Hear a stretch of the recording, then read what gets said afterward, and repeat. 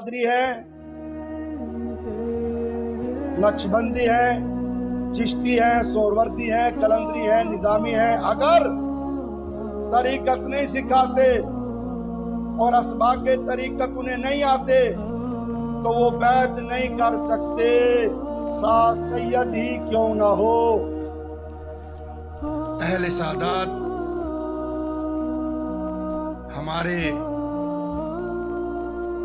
سروں کا تاج ہیں. اہل سعادات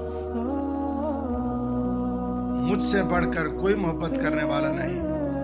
الحمدللہ اہل سعادات ہمارے فخر ہیں, مگر جب بات پیر طریقت کی آئے گی اور جب بات طریقت کے اسباق کی آئے گی, یہ بھی ایک علم ہے, اسے بھی سیکھنا پڑے گا. نقشبندیہ, قادریہ, چشتیہ, سہروردیہ, چشتیہ صابریہ, چشتیہ نظامیہ, قلندریہ, یہ تمام سلاسل اسباق ہیں. یہ جب تک نہیں سیکھیں گے اس وقت تک یہ بیعت بھی نہیں کریں گے اور مرید بھی نہیں کر سکتے. اور جو سید پاک یہ اسباق سیکھے گا اور پھر ان کو دستار ہوگی, خرقہ حاصل کریں گے خواہ کسی کامل درویش سے, پھر وہ بیعت بھی کر سکتے ہیں اور وہ پیران طریقت بھی ہیں اور پھر وہ ہمارے سروں کے تاج بھی ہیں.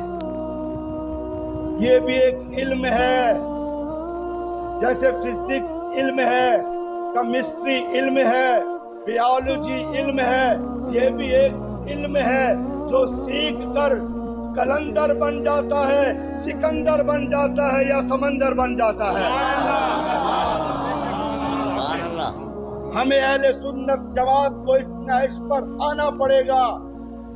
پیران عظام سے تقاضا کرو, طریقت کے اسباق سیکھنے کا میں مریدوں سے ہاتھ جوڑ کر عرض کرتا ہوں کہ اپنے پیران عظام کو کہو کہ ہمیں طریقت کا سبق سکھائیں, قادریہ سکھائیں, نقشبندیہ نقش. اور ایک اور بات میں عرض کر رہا ہوں, یہ بالکل طریقت کے دنیا میں نہیں ہے کہ فرض کرو ایک پیر کہتا ہے میرے ہاتھ پر بیعت ہو جاؤ تم غوث الاعظم کے مرید ہو جاؤ گے. نہیں, یہ اسی فرد واحد کے مرید ہوں گے.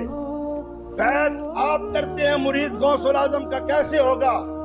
مرید غوث الاعظم کا تب ہوگا جب طریقت کے اسباق سیکھے گا, جب تصوف کے اسباق سیکھے گا,